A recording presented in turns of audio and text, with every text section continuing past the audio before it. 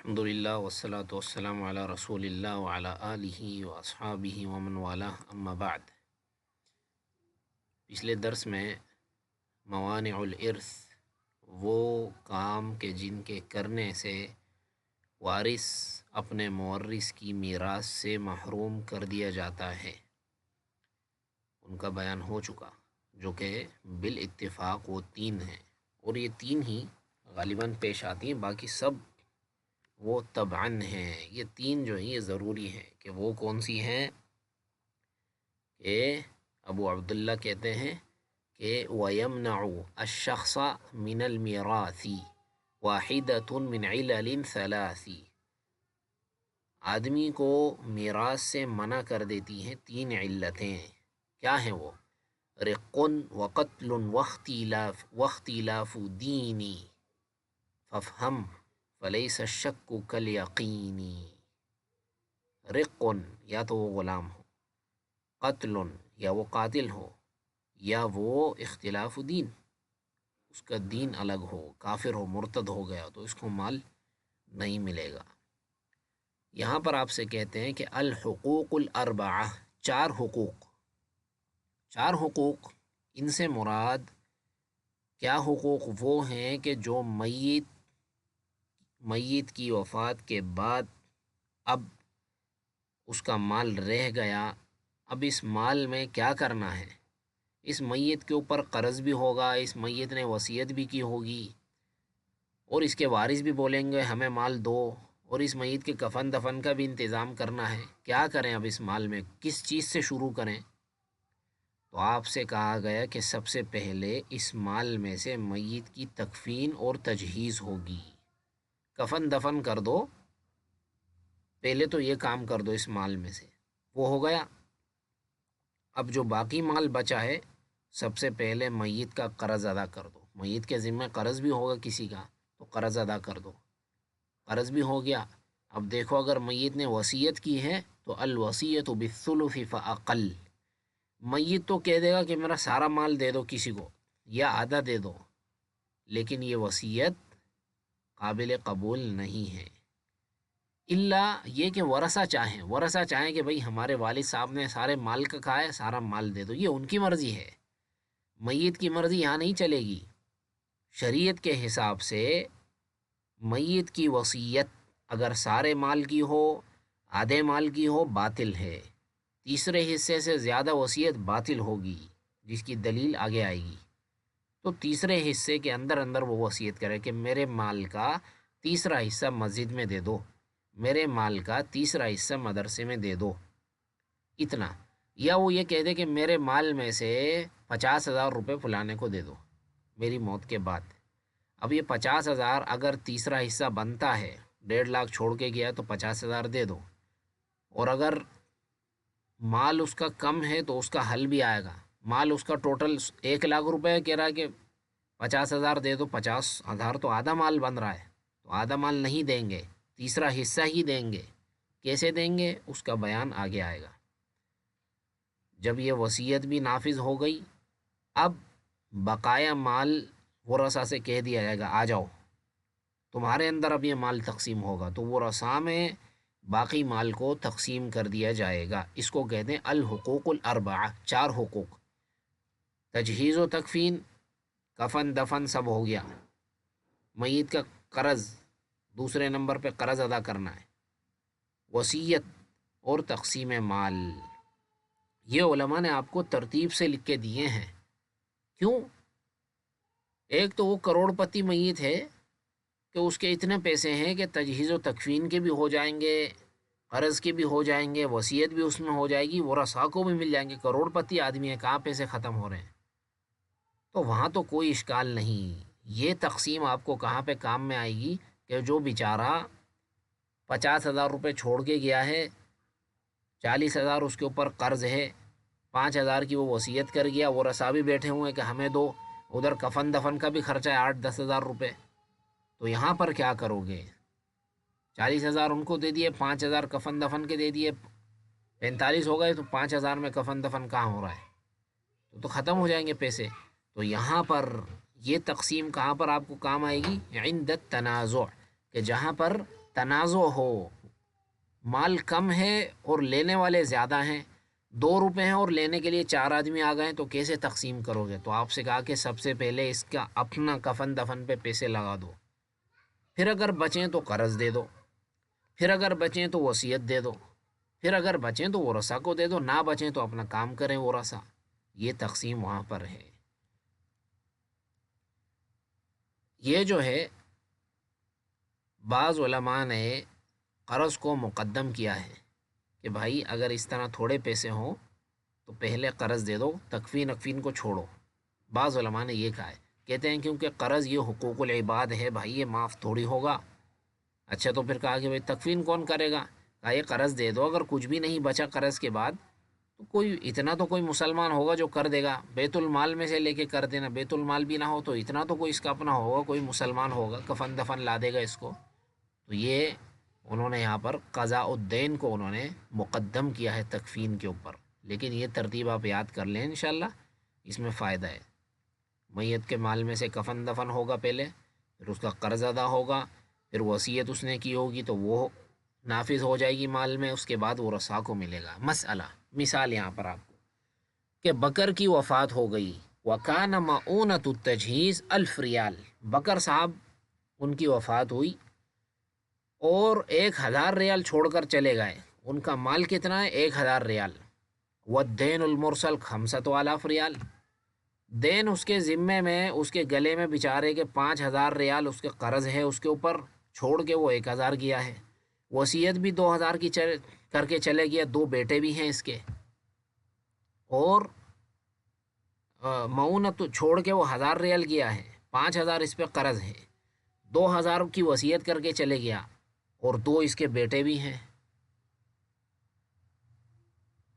تو یہ معونت التجہیز سے مراد یہ ہے کہ کفن دفن کا خرچہ 1000 ریال، اور طریقہ کتنا ہے، چھوڑ کے کتنا گیا بیچارہ؟ 9000 ریال چھوڑ کے گیا ہے۔ اب آپ سے سوال یہ ہے کہ مال کیسے تقسیم ہوگا؟ دیکھیں سوال کو سمجھے، آپ سے فرمایا ہے کہ توفی بکرن، بکر ایک شخص ہے کہ جو فوت ہو گیا، وکان معونت التجہیز 1000 ریال، کہ بھائی لوگ آ گئے کہ قبر کو کھودنے میں اوپر جو ہے اس کے اوپر تختے لگیں گے، کفن آئے گا، گاڑی واڑی میں لے کے جائیں گے، اس سب کا خرچہ 1000 روپے اس کا آئے گا، معونت التجہیز 1000 ریال اس کا خرچہ آئے گا۔ اور یہ بکر کے اوپر قرض بھی ہیں لوگوں کے، 5000 ریال اس پہ قرض ہیں۔ بکر صاحب جو ہے اپنی زندگی میں 2000 ریال کی وصیت بھی کر کے جا چکے ہیں کہ میرے مرنے کے بعد میرے مال میں سے 2000 فلانے کو دے دینا، اور 2 بیٹے بھی ہیں بکر کے، اور ٹوٹل مال جو ان کا ہے وہ ہے 9000 ریال۔ اب یہ تقسیم کیسے ہوگا؟ بہت آسان طریقہ ہے۔ الجواب معونت التجہیز 1000 ریال، کہ بھائی یہ 9000 میں سے 1000 تو اٹھا کے دے دو اس کو، کفن دفن قبر وغیرہ یہ سب گاڑی کا خرچہ قبرستان تک لے جانے کا 1000 روپے تو یہ چلے گئے۔ اب قرض کا معاملہ ہے تو 9000 میں سے بچے 8000، کیونکہ 1000 تو وہاں خرچ ہو گئے، 8000 میں سے 5000 اٹھا کے قرض دار کو دے دو کہ یہ آپ اپنے پیسے لے لو، بچے کتنے؟ بچے آپ کے 3000۔ اب آپ سے کہا فالباقی من مالہ 3000، 3000 بچے ہیں، وہذا الذی تنفذ فیہ الوصیہ، اس میں وصیت نافذ کی جائے گی، تو 3000 میں سے 2000 وصیت والے کو، جس کے لیے اس نے وصیت کی ہے اس کو دے دو، کتنے بچے؟ 1000۔ اب اولاد کو بلا لو، ہر ایک کو 500 روپے دے دو، 500 ریال دے دو، یہ 500 ریال آپ کے، 500 آپ کے، تو یہ بڑی آسان طریقے سے تقسیم ہو گئی۔ اور اس کو فَلِلْمُوصَى لَهُ 1000 ریال لِأَنَّهُ ثُلُث وَيَبْقَى 2000 لِكُلِّ ابْنٍ 1000۔ ہاں جو 3000 روپے باقی بچیں گے اس میں کیا ہوگا؟ اس میں آپ یہ دیکھنا کہ یہ 3000 کا ثلث کتنا ہے۔ ہم نے جو یہ کہا کہ 2000 نہیں ملیں گے، اس کا ثلث آپ دیکھیں، ثلث 3000 کا 1000 ہے، تو 1000 آپ نے اس کو دے دینے ہیں کہ جس کے لیے بکر صاحب وصیت کر کے گئے ہیں۔ بکر صاحب نے کہا کہ 2000 ریال مسجد میں دے دینا، ثلث مال میرا مسجد میں دے دینا 2000 روپے، تو آپ نے یہ 2000 کی تو وصیت کر کے کیا ہے، لیکن ثلث مال اس کا بن رہا ہے 1000 ریال بن رہا ہے، سمجھے بات؟ دیکھیں بڑا آسان ہے، 9,000 ریال یہ چھوڑ کے گیا ہے، جس میں سے 1,000 ریال کفن دفن کے ہو گئے، 5,000 قرض دار کو مل گئے، کتنے ہوئے 6,000، باقی بچے 3,000۔ اب اس 3,000 کا سلس دیکھو، سلس کتنا ہے؟ سلس اس کا بن رہا ہے 1,000، اور بکر صاحب وصیت کر کے گئے ہیں 2,000 کی، 2,000 ریال دینے ہیں، تو 2,000 ہم نہیں دیں گے کیونکہ وہ سلس سے باقی زیادہ ہو رہا ہے، تو یہاں پر ہم 1,000 وصیت والے کو دے دیں گے کہ بھائی یہ تیسرا حصہ ہے، اس سے زیادہ ہم آپ کو نہیں دے رہے، الا یہ کہ وہ بیٹے راضی ہو جائیں، کہہ دیں کہ یار ہمارے والد نے کہا ہے چلو یار 2,000 ہی دے دو، ہم اپنا حق بخش دیتے ہیں، تو وہ ان کی مرضی ہے۔ شرعی لحاظ سے دیکھا جائے تو 1,000 روپے ہی ملیں گے، وصیت وہ 2,000 کی کر کے گیا ہے، لیکن 2,000 نہیں ملیں گے کیونکہ وہ سلس نہیں، وہ سلسین بن رہا ہے، وہ تو سلسان ہے اس کا، تو سلس 1,000 روپے اس کو ملیں گے، 2,000 پھر بچ جائیں گے، تو 1,000 ایک بیٹے کو اور 1,000 دوسرے بیٹے کو مل جائیں گے۔ یہ تو ہم ایک آسان سی مثال لے کر آئے ہیں، شیخ نے اپنی کتاب میں ذکر کی ہے، آگے اس کا تفصیلی طریقہ انشاءاللہ آگے آئیں گے، کیونکہ ہر جگہ اتنا آسان حساب تھوڑی ہوگا، اس کا آگے انشاءاللہ اس کے قاعدے قوانین آگے بیان ہوں گے۔ اب آپ سے دلائل بیان کیے جا رہے ہیں کہ دیکھیں جی، جو تکفین وکفین جو ہے وہ تو ہوگی، لیکن قرض کی دلیل کیا ہے؟ یہ سلس مال کی دلیل، فرمائے کہ قال اللہ تعالی من بعد وصیت توصون بها او دین، کہ بھائی یہ دلیل قضاء الدین ووصیت ثلث مال، کہ بھائی قضا بھی دیے، قرض دین کا ذکر اللہ نے کیا ہے کہ بھائی پہلے قرض دیا جائے گا، وصیت ادا کی جائے گی، من بعد اس کے بعد مال ملے گا۔ کیسے ہے آیت؟ اللہ پاک نے سورہ نساء میں فرمایا یوصیکم اللہ فی اولادکم للذکر مثل حظ الانثیین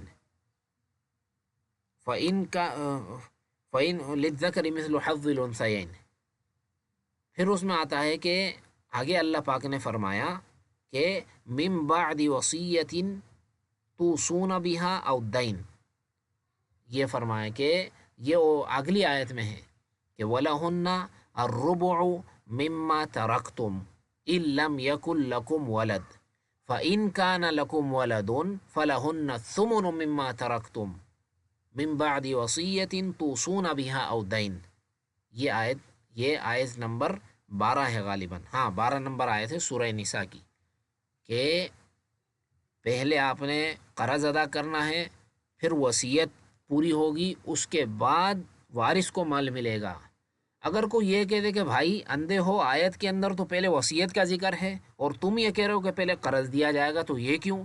تو اس کا جواب یہ ہے کہ قضا النبی، اس کا جواب یہ آگے آ رہا ہے کہ قضا نبی علیہ السلام نے یہ کام کیا ہے، نبی علیہ السلام نے پہلے قرض ادا کیا ہے، اس کے بعد وصیت ادا کی ہے، اور آپ صلی اللہ علیہ وسلم قرآن کو بیان کرنے والے ہیں، تو ہم قرآن کو ویسے بیان کریں گے جیسے ہمارے نبی نے بیان کیا۔ ایک وجہ تو اس کی یہ ہے، دوسری وجہ یہ ہے کہ وصیت میں غالباً لوگ جو ہے وہ سستی کا، کاہلی کا شکار ہوتے ہیں، وصیت نہیں کرتے، 60 سال ہو جائے گی کوئی وصیت نہیں کی کہ بھائی تھوڑے پیسے مسجد میں بھی دے دینا، وہ فلاں غریب ہے اس کو پیسے دے دینا میرے مال میں سے، کوئی وصیت، 60 سال ہو جاتے ہیں۔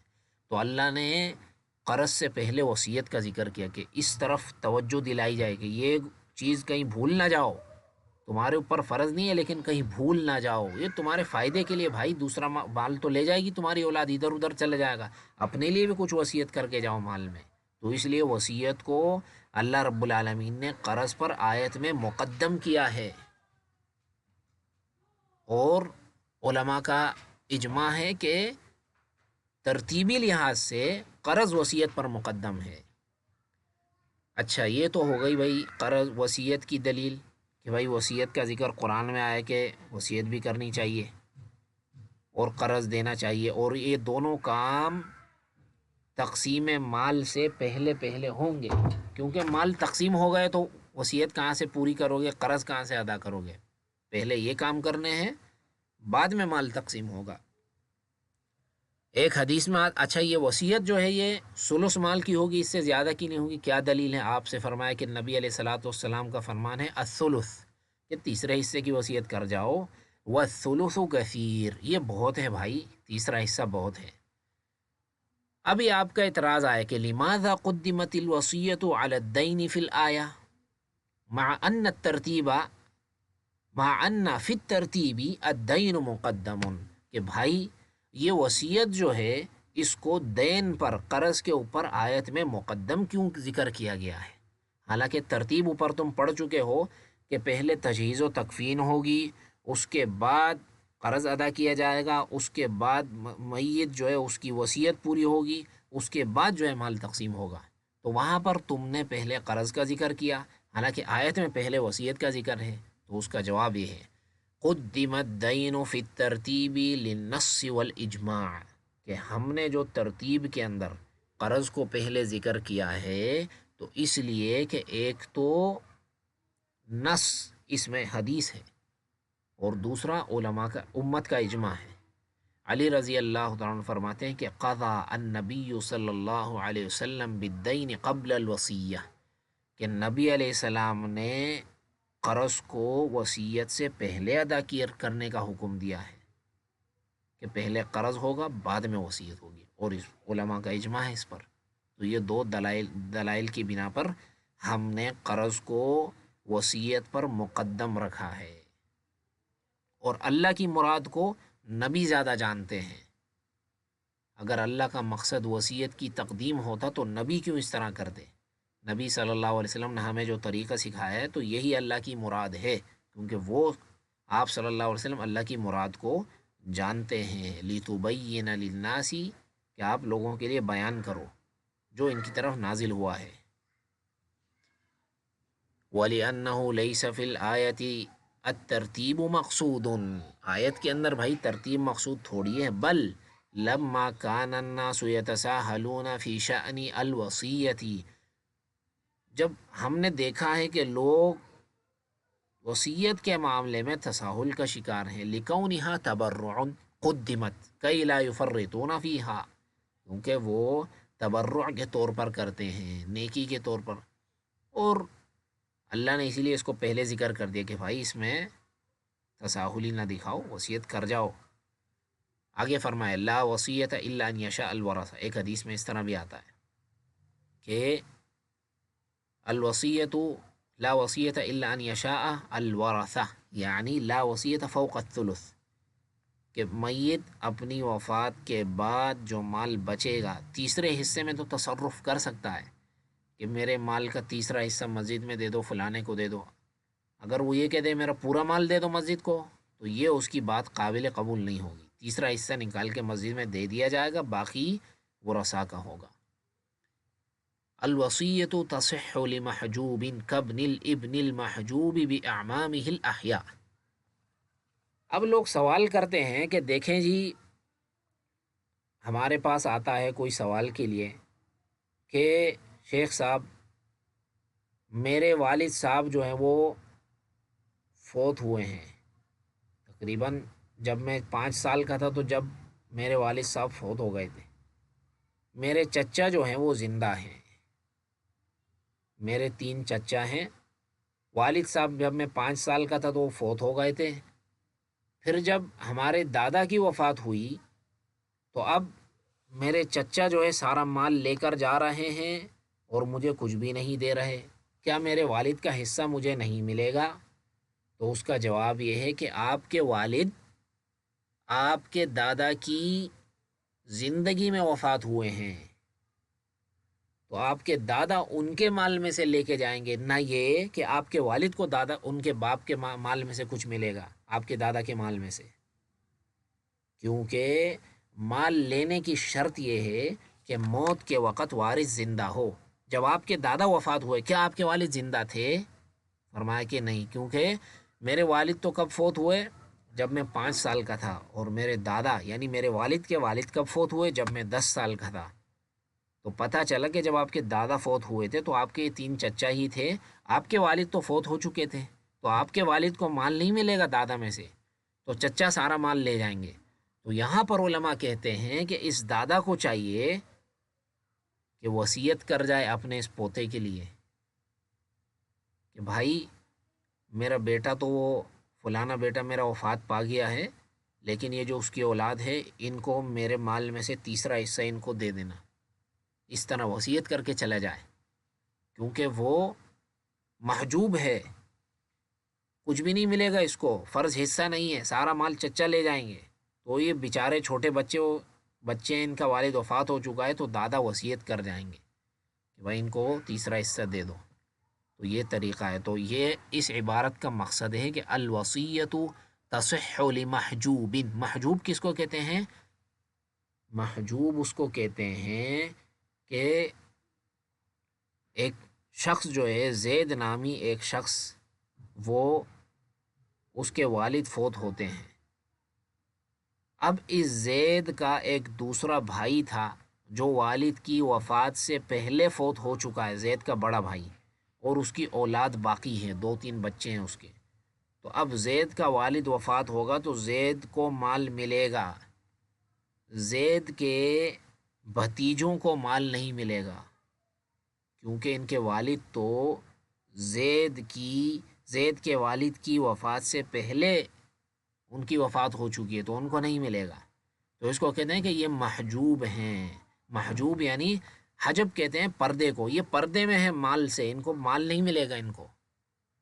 یہ محجوب کا مستقل آگے بیان آئے گا کہ محجوب کس کو کہتے ہیں، کون کون محجوب ہوتا ہے، جس کو کہتے ہیں کہ باب الحجب، فرائض کے اندر آگے انشاءاللہ یہ تفصیلاً بیان ہوگا۔ یعنی کہ میں زندہ ہوں تو میرا بھتیجا، یعنی میرا بھتیجا جو ہے اس کو مال نہیں ملے گا، میں لے کے جاؤں گا سارا مال اپنے والد کا، میرے بھتیجے کو نہیں ملے گا، مجھے سارا مال ملے گا۔ میرا بھتیجا میرے ہوتے ہوئے محجوب ہے، تو فرمایا کہ محجوب کے لیے وصیت جو ہے یہ صحیح ہے، دادا کو چاہیے کہ وصیت کر جائے۔ اب قرض کی بھی دلیل اوپر چلی گئی کہ قرض دینا چاہیے، پہلے دینا چاہیے وصیت سے، وصیت کی بھی دلیل ہو گئی۔ اب ورثاء پہ مال تقسیم کرنے کی دلیل کیا ہے؟ فرمایا الحق الفرائض بأہلها فما بقی فلأولی رجل ذکر۔ فرائض جو اللہ نے حصے مقرر کیے ہیں جلدی جلدی ان کے اہل تک یہ پہنچا دو، یعنی جیسے ہی میت کی وفات ہو فوراً مال تقسیم کر دو۔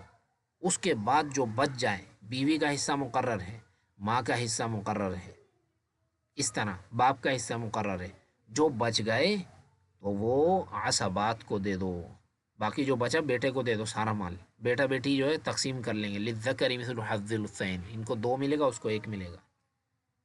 تو یہ دلیل ہے اس کی کہ ورثاء میں مال تقسیم کر دو جتنا جلدی ہو سکے۔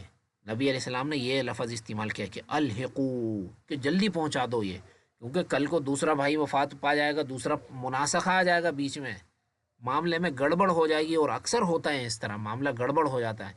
بیچارے وہ 10 سال ہو گئے مال تقسیم نہیں ہو والد صاحب کا، کھا رہے ہیں ایک ہی گھر میں، کھا رہے ہیں پی رہے ہیں، بیچ میں اختلافات ہو گئے، بیچ میں ایک بھائی کی وفات ہو گئی، فلانے کا ایکسیڈنٹ وہاں پہ ہو گیا، 15 سال بعد آ کے فتویٰ لیتے ہیں کہ بھائی ہمارے والد صاحب جب مرے تھے تو ایک پلاٹ وہاں تھا، ایک فلانی گاڑی چھوڑ کے گئے تھے، ہم 10 بھائی تھے، ایک بھائی فلانی جگہ پر ایکسیڈنٹ ہو گیا، فلانے بھائی کی وفات ہو گئی، ان کی بیماری پہ ہم نے اتنا اتنا خرچہ کیا، اب ہمیں مسئلہ بتاؤ۔ یہ آپ اپنے لیے بھی مشاکل پیدا کر رہے ہیں، شیخ کے لیے بھی مشاکل ہیں، فتویٰ دینے والے کے لیے، دونوں کے لیے آپ مشاکل پیدا کر رہے ہیں، مفتی کے لیے بھی اپنے لیے بھی۔ تو جس طرح جیسے ہی میت کی وفات ہو جتنا جلدی ہو سکے مال تقسیم کر دینا چاہیے، اور یہ معاملات تقسیم کرنے کے بعد فوراً بندہ حکومتی پیپر لے آئے اور اس پر لکھ لے اتنا مال تقسیم ہوگا، اس طریقے سے فلاں شخص نے تقسیم کیا، مفتی کا نام اس پہ لکھ دے۔ اب آپ سے یہاں پر یہ مسئلہ ہم بیان کر کے درس کو ختم کریں گے۔ الفصل الخامس، فصل جو ہے یہ الگ ہوتی ہے، الگ چیز ہوتی ہے یہ، یعنی فصل وہ چیز کہ جس کا تعلق سابقہ مسئلے سے نہیں ہوتا تو یہ فصل ہے، اس نے اس سے اس کو الگ کر دیا، فصل یہ بالکل الگ ہے۔ یہ کلاس کو بھی فصل بولتے ہیں بعض اوقات، کیونکہ ایک کلاس دوسری کلاس سے الگ ہوتی ہے، اس میں میتھمیٹکس پڑھائی جا رہی ہے یا اردو پڑھائی جا رہی ہے، بالکل یہ الگ الگ، تو یہ فصل ہے یہ۔ اور ایک ہوتا ہے باب، ایک ہوتا ہے کتاب، پھر وہ الگ الگ چیزیں ہیں، یہ فصل ہے۔ یہاں پر آپ سے ایک نیا مسئلہ بیان ہوگا، وہ مسئلہ کیا ہے کہ یہ بتاؤ کہ ایک شخص جو ہے وہ مال چھوڑ کر چلے گیا، بیچارے کی وفات ہو گئی، اب اس کے بیٹے بھی ہیں، اس کی بیوی بھی چھوڑ گیا، بیوی بھی ہے اس کی ماں بھی ہے، اس کی بہنیں بھی ہیں، بھائی بھی ہیں، یہ مال کہاں سے ہم شروع کریں؟ اس کا بھائی بڑا اچھے اخلاق والا ہے، پہلے ہم بھائی کو دے دیں۔ اس کا بیٹا نافرمان ہے، بیٹے کو نہیں ہم بھائی کو دے دیتے ہیں، کیونکہ بھائی نے اسپتال میں بیچارے نے وقت گزارا ہے، ہیں اس کو دے دیں، کیا کریں؟ فرمایا کہ اس کی ترتیب ہے، علماء نے لکھی ہے، اس ترتیب سے چلیں گے۔ فرمایا کہ سب سے پہلے اصحاب الفرائض، وہ کہ جن کا حصہ اللہ نے قرآن میں مقرر کیا ہے، اصحاب الفروض المقدرہ، جو کہ آدمی ہیں، عورتیں بھی ہیں۔ آدمی جو ہیں وہ 8 آدمی ہیں، 4 آدمی ہیں، 8 عورتیں ہیں کہ جن کا حصہ مقرر ہے۔ آدمی کون ہیں؟ باپ اور علاتی بھائی بہن، علاتی نہیں، اخیافی جس کو کہتے ہیں ہمارے یہاں، جس کو کہتے ہیں کہ الاخوہ لام، ماں کی طرف سے، وہ بھائی اور خاون اور جد، یہ جو ہیں ان کے فرض حصے ہیں۔ 4 آدمی ہیں جن کی تفصیل آگے آئے گی، کہ باپ، دادا، خاون، وہ بھائی جو ماں کی طرف سے ہے، وہ یہ 4 آدمی ہیں۔ عورتیں جو ہیں وہ 8 ہیں۔ ایک ہے بنت، بنت الابن دوسرے نمبر پہ، ام، جدہ، اور پھر اخت، اخت عینی اور علاتی، اور پہلی والی اخت وہ کون سی؟ ماں کی طرف سے، اور آخری 8ویں کیا ہے؟ زوجہ۔ تو 8 عورتیں اور 4 مرد، یہ ہیں اصحاب الفرائض۔ پہلے تو ان کو حصہ مل جائے گا، جو زندہ ہیں، محجوب نہیں ہیں، ان کو مال دے دیا جائے گا۔ اس کی ترتیب آگے آئے گی، یہ سب جو ہم نے ابھی بیان کیا ہے اس کی تفصیل اس کے اگلے درس میں آئے گی انشاءاللہ، اگلے نہیں تو اس کے بعد والے میں آ جائے گی، آگے ہے تفصیل اس کی، ابھی ہم نے فائدے کے طور پہ بیان کیا۔ اصحاب الفرائض کو مال مل جائے گا، بھائی سب کو مل گیا، اب بھی مال باقی ہے تو یہ عصبات کو ملے گا۔ عصبات کون ہیں؟ سب سے پہلے بیٹا، باقی مال بچا ہے سارا بیٹے کو دے دو۔ پھر ہے باپ، بیٹا نہیں ہے تو باپ لے جائے گا، بیٹا بھی نہیں ہے، باپ بھی نہیں ہے، بھائی تو ہوں گے نا، بھائیوں کو مل جائے گا، بھائی بھائی بھی نہیں ہے تو چچا کو مل جائے گا۔ یہ ہیں عصبات۔ اچھا بھائی یہ بھی نہیں ہے، اس کے عصبات ہیں ہی نہیں اس کے بیچارے کے، تو فرمایا کہ العصبۃ بالسبب، یہ پرانے زمانے میں ہوا کرتا تھا کہ کسی غلام کو میں نے آزاد کر دیا، بیچارے نے مال کما لیا، وفات ہو گئی بیچارے کی، مال رہ گیا سارا، اب نہ اس کی بہن ہے، نہ اس کی ماں ہے، نہ اس کی بیوی ہے، کوئی بھی نہیں ہے، تو عصبہ بالسبب، اس کا مال مجھے ملے گا، میں نے اس کو آزاد کیا ہے۔ انما الولاء لمن اعتق، ولا کس کو ملے گی؟ جس نے آزاد کیا، میں نے آزاد کیا اس کو، میرا غلام تھا یہ، مال اس کا سارا مجھے مل جائے گا۔ اچھا میں بھی نہیں ہوں، ولا بھی نہیں ہے کوئی اس کا، تو عصبات المولا، تو میرے کوئی عصبات ہوں گے، میرا کوئی بھائی ہوگا، بیٹا، باپ ہوگا میرا، چچا وغیرہ، ان کو مال مل جائے گا۔ اس کو کہتے ہیں کہ 5، یہ جو ہیں یہ چیزیں 4، یہ بالترتیب یہ 4 چیزیں، سب سے پہلے اصحاب الفرائض کو مال ملے گا، پھر عصبات کو ملے گا، پھر عصبہ بالسبب، عصبات المولا، ان کی تفصیل آگے بھی آئے گی، اجمالی طور پر ہم نے یہاں پر ذکر کیا ہے شیخ نے۔ ان 4 چیزوں پر علماء کا اتفاق ہے، اس میں کوئی اختلاف نہیں ہے۔ اچھا جناب، ایسا ہوا کہ اصحاب الفرائض کو ہم نے اپنے حصے دیے، اب باقی مال بچا ہے، لیکن نہ تو یہ صنف ہے، نہ یہ صنف ہے، نہ یہ صنف، کوئی بھی نہیں ہے، تو فرمایا کہ یہ مال اٹھا کے دوبارہ اصحاب الفرائض پر تقسیم کر دو، یار تم ہی لے لو یہ مال، اس کو کہتے ہیں 5واں درجہ۔ اچھا تو کوئی بھی نہیں ہے ایسی میت مر گئی، ایسا شخص مر گیا کہ اس کے پیچھے کوئی بھی نہیں ہے، نہ تو اس کے اصحاب الفرائض ہیں، فرض حصے والا لے جانے والا کوئی بھی نہیں ہے، عصبات بھی نہیں ہے، یہ عصبہ بالسبب یہ بھی اس کا کوئی نہیں ہے، عصبات المولا یہ بھی نہیں ہے اس کے، تو فرمایا کہ اب ذوی الفروض ہے ہی نہیں تو ان پہ رد کیسے ہوگا، یہ بھی نہیں ہے، تو یہ ذوی الارحام کو دے دو، پھپھیوں وغیرہ کو دے دو، اس کی پھپھیوں وغیرہ کو مال اٹھا کے دے دو، ذوی الارحام کی تفصیل آگے آئے گی۔ پھر فرمایا کہ ساتواں یہ بھی نہیں ہے اس کے، تو مولا الموالات، یہ پرانے زمانے میں ہوا کرتا تھا، اب جو ہے یہ منسوخ ہے۔ وَأُولُو الْأَرْحَامِ بَعْضُهُمْ أَوْلَى بِبَعْضٍ فِي كِتَابِ اللَّهِ، اللہ پاک نے جو ہے پھر یہ آیت نازل فرما دی۔ تو مولا الموالات یہ کیا ہوتا تھا پرانے زمانے میں کہ بھائی تمہارا مال میرا مال، میرا مال تمہارا مال ہوگا، میں قتل کروں گا تو تم دیت دو گے، تم قتل کرو گے تو میں دیت دوں گا، تمہاری وفات ہو گئی تمہارا مال میں لے کے جاؤں گا، میری وفات ہو گئی تو میرا مال تم لے کے جانا۔ یہ دو شخص آپس میں یہ معاقدہ، یہ اتفاق کر لیا کرتے تھے، اس کو کہتے ہیں کہ مولا الموالا، دوستی، پکی دوستی۔ یہ پرانے زمانے جاہلیت کے زمانے میں لوگ کرتے تھے، اور آج بھی بعض علماء اس کو کہتے ہیں، حناف وغیرہ اس کو مانتے ہیں، لیکن اس کی شرائط ہیں جو کہ آگے وہ آئیں گی۔ راجح قول کے مطابق اس طرح کا کوئی رشتہ نہیں ہے کہ میرا مال تمہارا مال، تمہارا مال میرا مال، ایسا کوئی رشتہ راجح قول کے مطابق نہیں ہے، کیونکہ اس پہ کوئی دلیل نہیں ہے، اور اس کی تفصیل آگے بھی آئے گی۔ اس کے بعد 8ویں نمبر پر مقر لہو بالنسب علی الغیر، ایک شخص ہے، میں اس کو ہاتھ سے پکڑ کے لے آیا، کسی نے پوچھا یہ کون ہے، میں کہہ دوں کہ یہ میرا بھائی ہے۔ اب میرے والد صاحب کہہ رہے ہیں کہ بھائی یہ میرا بیٹا نہیں ہے، کس کو پکڑ کے لے آئے ہو، میں کہہ دوں کہ نہیں یہ میرا بھائی ہے، اور اس طرح جو ہے وہ ہوا۔ یا میرے چچا میں لے آؤں کہ کہوں کہ یہ میرے چچا کا بیٹا ہے، چچا کہہ رہے ہیں کہ بھائی یہ میرا بیٹا نہیں ہے، کہاں سے لے آئے ہو، میں کہوں نہیں یہ میرا بھائی ہے، نہیں یہ آپ کا بیٹا ہے، اس طرح۔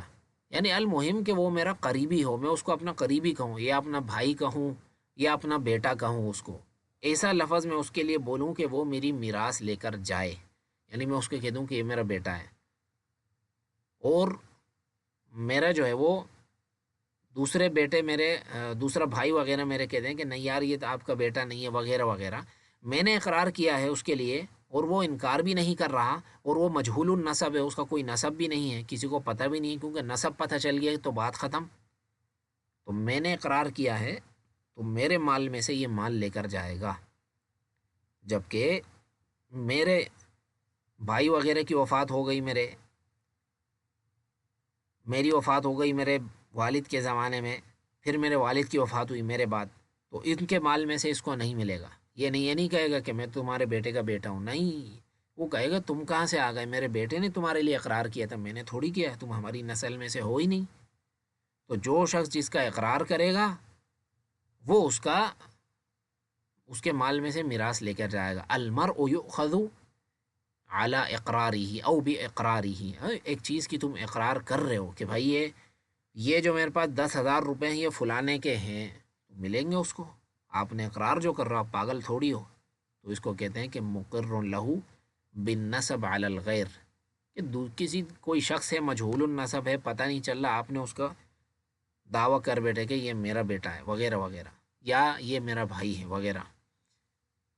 یہ بھی جو ہے وہ احناف کے مذہب کے مطابق، راجح قول کے مطابق اس پہ کوئی دلیل اس پر نہیں ہے، ثابت کرنا پڑے گا، اس نے اپنے لیے ثابت کر دیا تو اس سے تو یہ مال لے کر جائے گا یہ، لیکن دوسروں کے مال میں سے مال لے کر نہیں جائے گا۔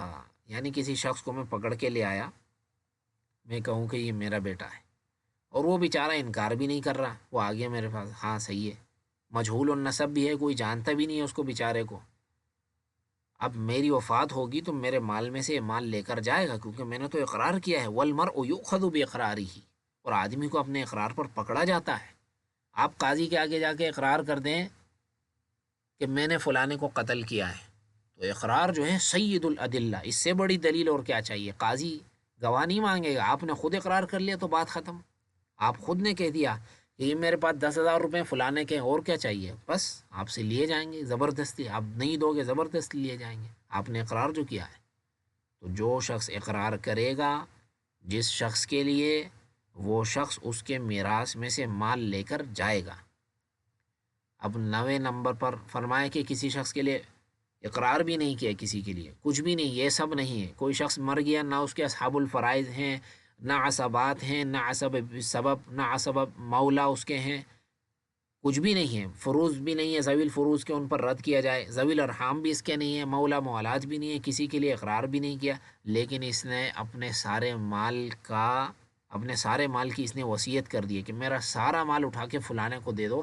تو جائز ہے یہاں پر دے دو، کیونکہ اس کا ہے ہی نہیں کوئی اور، کوئی بھی نہیں ہے اس کے ورثہ، ہے ہی نہیں بھائی، کوئی بھی نہیں ہے. نہ اس کا بیٹا ہے، نہ اس کی ماں ہے، ماں وفات پا چکی ہے، بیگم وفات پا چکی ہے، کوئی بھی نہیں ہے پیچھے اس کا. اس نے کہہ دیا کہ میرا سارا مال اٹھا کے میرے فلانے دوست کو دے دو. جائز ہے، سارا مال دے دو.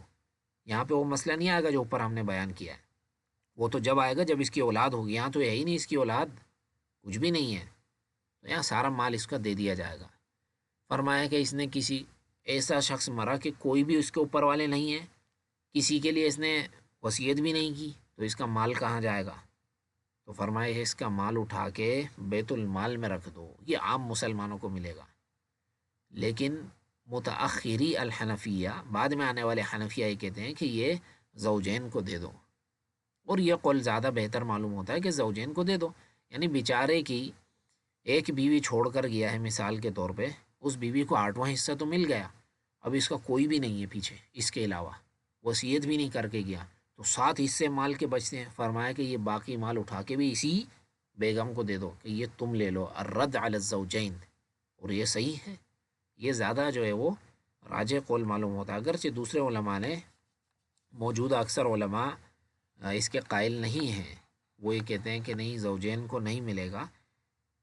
لیکن ہماری نظر میں ہمیں جو ہے وہ یہی زیادہ صحیح معلوم ہوتا ہے کہ زوجین کو دے دیا جائے گا، کیونکہ وہ بیت المال کو دے دیا جائے گا تو وہ عامت المسلمین کو ملے گا مال، جبکہ یہ مال خاص اس کی زوجہ کو ملے گا، ساری عمر اس کی خدمت کر کے گئی ہے، کرتی رہی بیچاری، تو اس کو دے دیا جائے گا. اب یہاں پر جو ہے ایک نئی تقسیم شروع ہو رہی ہے یہاں پر، الارث نوعان. یہ انشاءاللہ ہم اگلے درس میں پڑھیں گے، کیونکہ یہ مستقل ایک سبق ہے.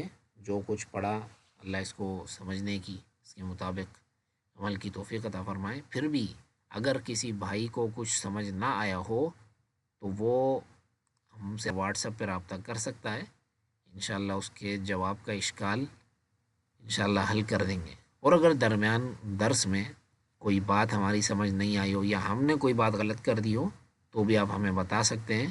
جزاکم اللہ خیر.